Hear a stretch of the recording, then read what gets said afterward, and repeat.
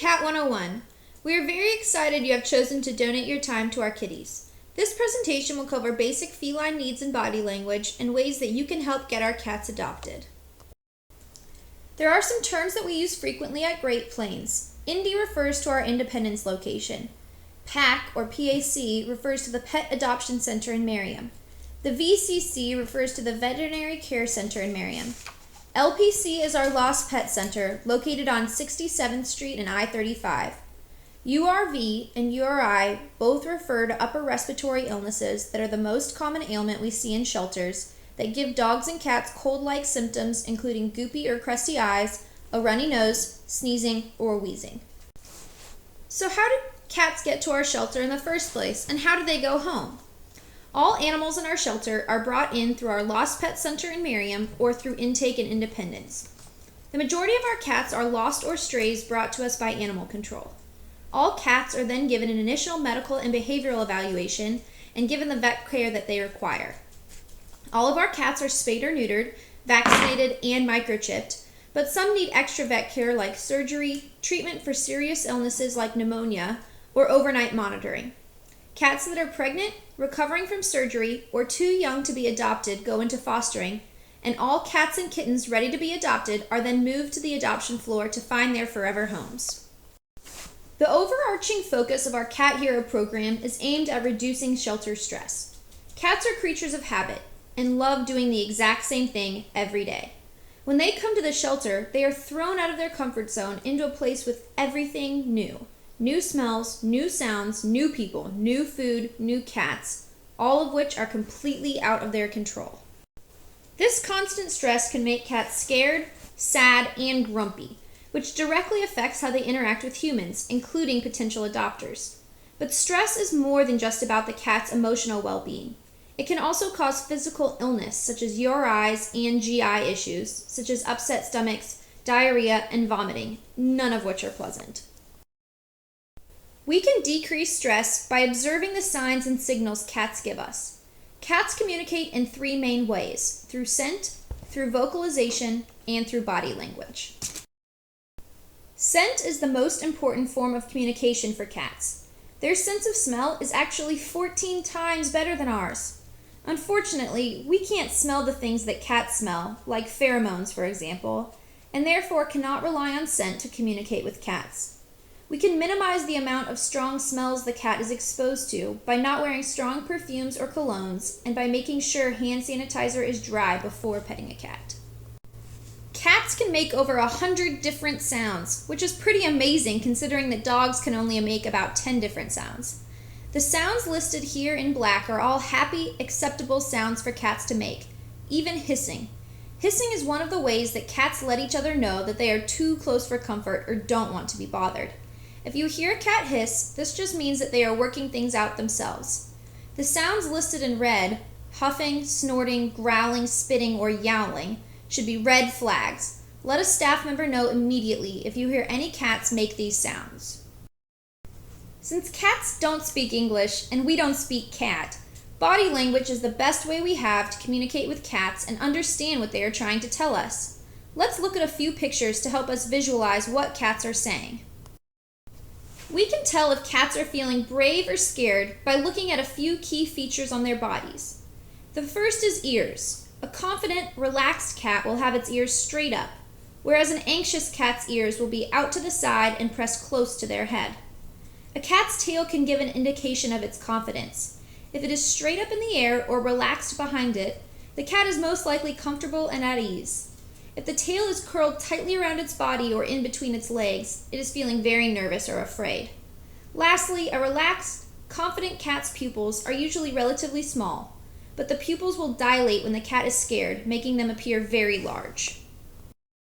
You may have noticed that the confident cat at ease had a portion of its belly showing, but beware of the belly. Cats may show you their belly, but they do not want it to be pet. Rather, this is a way for cats to initiate play. Watch out for a cat that quickly rolls onto its back when you are petting it.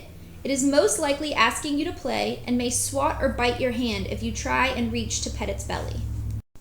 Cats can also become very overstimulated, so be on the lookout for if a cat's skin ripples down its back or it quickly turns its head, or pretends to bite your hand while you are petting it.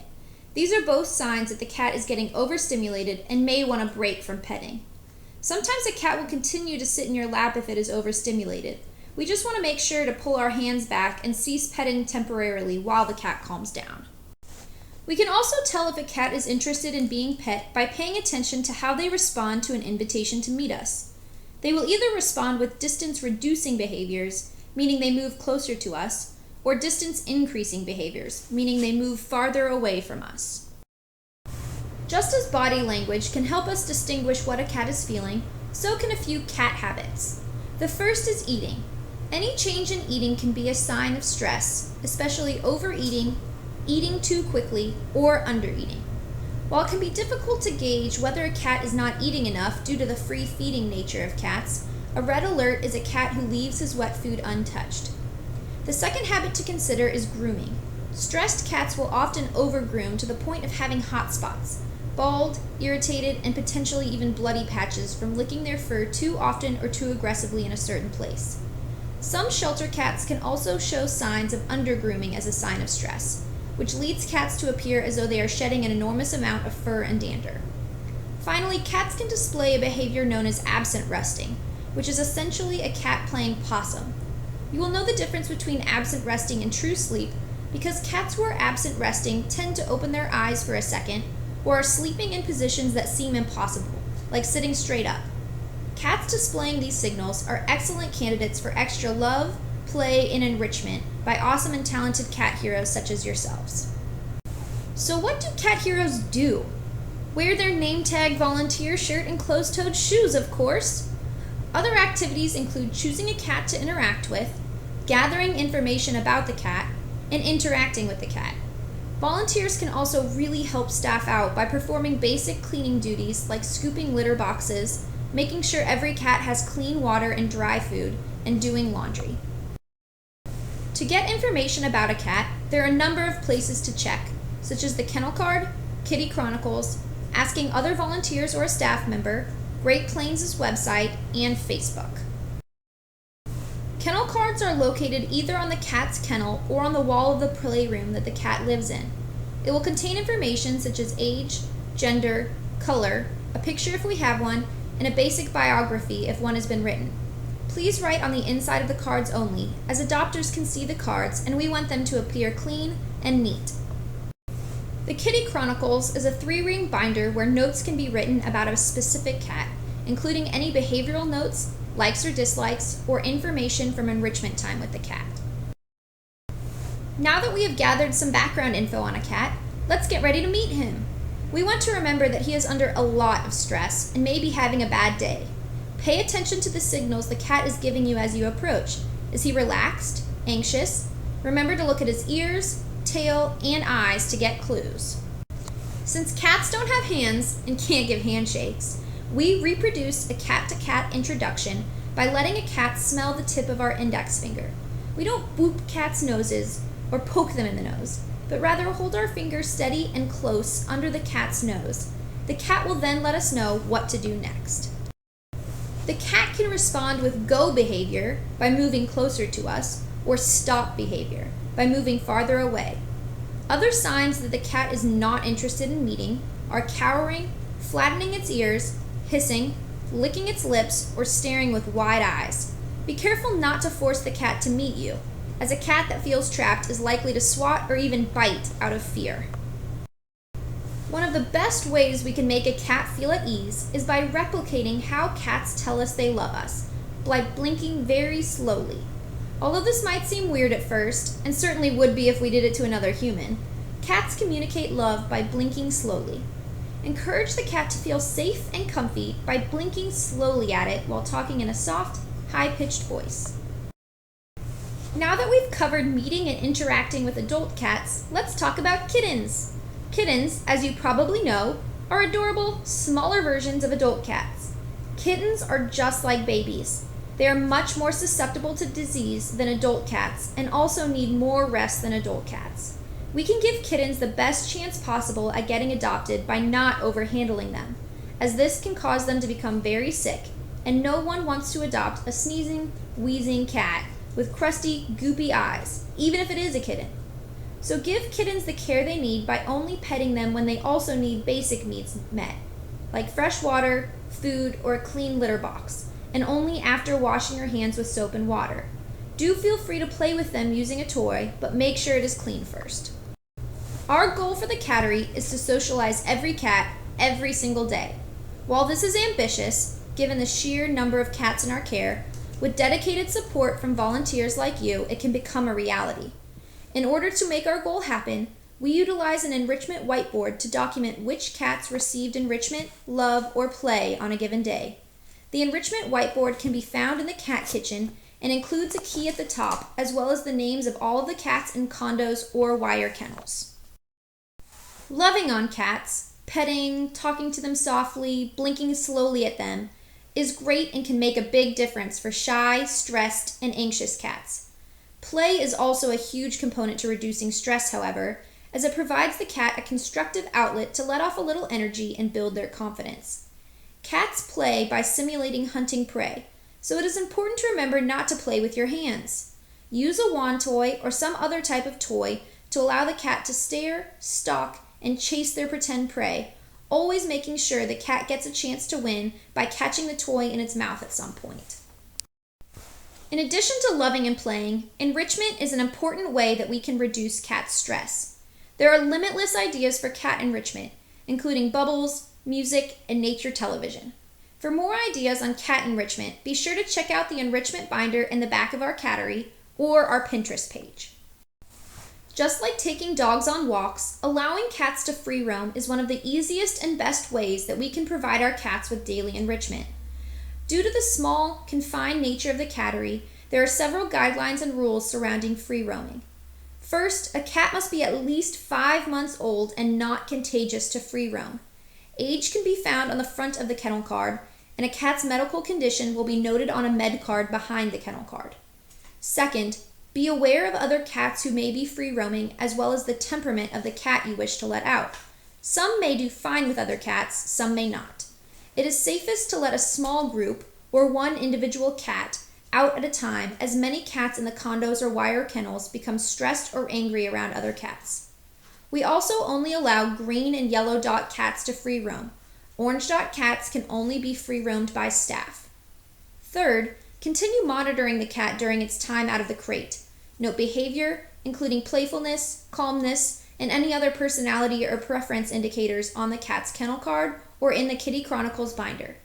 Finally, and most importantly, you are responsible for any cat you release. It is your responsibility to monitor the cat and to put the cat back in the kennel. Be aware of time and personality of the cat, as some cats can take quite a while to get back in their condo. Please bear in mind that during busy adoption times in the cattery, it is best not to get a cat out to free roam, as it could become easily overstimulated or otherwise put in danger with a large number of people in the cattery. In addition to keeping our cats happy, cat heroes help keep our cats healthy as well. The importance of Heidi boxes and Heidi beds cannot be overstated. Hiding is the best way that cats have to cope with stress. As volunteers, you can ensure that cats feel safe by making sure that there are enough places to hide. In playrooms, this means that there are equal numbers of Heidi places and cats. People are the most common disease carrier between cats, so let's do our part to reduce the spread of disease by washing our hands between each playroom or condo. While we encourage the public to use hand sanitizer, as it is convenient, it is not as effective at killing the bacteria and viruses that make our kitties sick. So please wash your hands using soap and water in the cat kitchen sink whenever possible. Be especially mindful of handling kittens first and contagious cats last. Also be sure to use a new toy for each new playroom or condo cat that you interact with, as germs can be carried on toys. If a cat seems at all sick to you, maybe it has goopy eyes, a running nose, isn't eating, or otherwise, please report all symptoms to a staff member immediately. They will enter a medical exam request, an MER, for the cat in Pet Point, our adoptions database. You can check to see if the cat is already on medicine by looking at the med card, which is located behind the kennel card. The med card also indicates whether a cat is contagious or not. Please handle contagious cats last and do not let contagious cats free roam. If you are unsure what any of the information on a med card means, simply ask one of the cat staff for more information. Nobody wants to live in a dirty, smelly room, so help us keep our cats healthy by performing basic room service and sparkle activities. All kennels must have a crate liner, rugs work great, a bed or soft bedding, plenty of fresh water, dry food, but be aware of any special diets, a place to hide, and a toy or two. Cats and kennels also need a clean litter box because really, who wants to use a dirty bathroom? Every condo has its own scooper, and additional litter can be found in the cat kitchen if it seems that the level in the box is too low. Playrooms also need several basic items, including hiding spots, bedding, dry food and water, toys, and clean litter boxes. Each litter box in a playroom has a scooper beside or behind it. Please leave the scoopers in the playroom you find them in. When volunteering in a playroom, be aware of any resource tension that may be going on, especially over food, litter boxes, and hidey spots. Also inform the staff if any cats seem particularly distressed or scared. Stress and resource tension in playrooms are some of the primary causes of fights between cats in the shelter. We can prevent and redirect fights before they start by placing a barrier, not your body, between the cats or by distracting them with toys or treats. Clipboards or towels make good barriers. We will also want to help minimize future tension by making sure whatever the cats were upset about before has been fixed, such as adding more hidey spots, beds, bowls of food, etc. Never ever ever, never, never ever try and break up a fight between cats. If a fight breaks out, leave the playroom and get a staff member immediately. Once two cats are attached, pulling them apart can only further injure the cats. Staff members are specially trained on how to break up cat fights and are your best resource at dealing with a fight. Should you be injured while volunteering, bitten, scratched, etc., report it to a staff member as soon as possible. You will fill out an incident report documenting the injury for our records. If the injury was a bite that broke skin, the cat will be contained and moved to our Lost Pet Center for a 10-day bite hold per the Department of Agriculture's regulations. We do not euthanize cats for behavioral reasons, so please do not conceal an injury because you are concerned about what will happen to the cat. The cat will be fine, but cat bites and scratches can become extremely infected and painful if left untreated, so please inform our staff if an injury of any kind occurs. The last, but certainly not least, component of volunteering as a cat hero is interacting with members of the public. As volunteers, you can help potential adopters feel warm and welcome.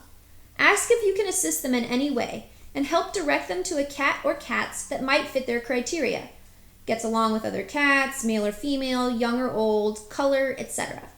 We can also encourage members of the public to feel free to go in any of the playrooms, but to please sanitize their hands between each room to help reduce the spread of disease. In order to meet a cat or kitten in a condo or wire kennel, a potential adopter must fill out an adoption survey and have assistance from a staff member or trained volunteer. Adoption surveys can be found on clipboards in a basket between playroom 2 and 3. As a volunteer, you can politely share pieces of information to help educate the public, including demonstrating to children how cats like to be pet or handled, politely and non-judgmentally explaining the truth of declawing, and answering any other questions they may have. If you do not know an answer to a specific question about a cat's behavior, or otherwise, feel free to ask a staff member. If an individual or family has found a cat and are ready to begin the adoption process, help them by having them fill out the adoption survey and by then giving the survey to a staff member. Politely inform the adopter that they are in line to adopt and will be helped as soon as possible. Above all, be friendly, courteous, and patient with potential adopters. Without adopters, everything else that we as cat heroes do is in vain, as our ultimate goal is for every cat in our care to go to their forever home. Once you have completed your first shift with a mentor, you are eligible to join our bio team and help write bios for our kitties for the website, as well as help at community events. After 30 hours of volunteering with the cats at the Pet Adoption Center, you will be able to take advanced classes and training for the Cat Follow-Up Call Team, the Lost Pet Intake Center, and many more opportunities. We encourage you to take advantage of these opportunities and include asks and reminders about them in the Wednesday weekly volunteer newsletter. Thank you so much for watching this presentation of Cat 101. We are so excited to have you as cat heroes and look forward to getting to know each one of you. Please use the link on this slide to take the Cat 101 quiz. Once you have successfully completed the quiz, you will be shown a screen with further information, including how to sign up for your first shift with a mentor. Thank you again, and see you at the Pet Adoption Center.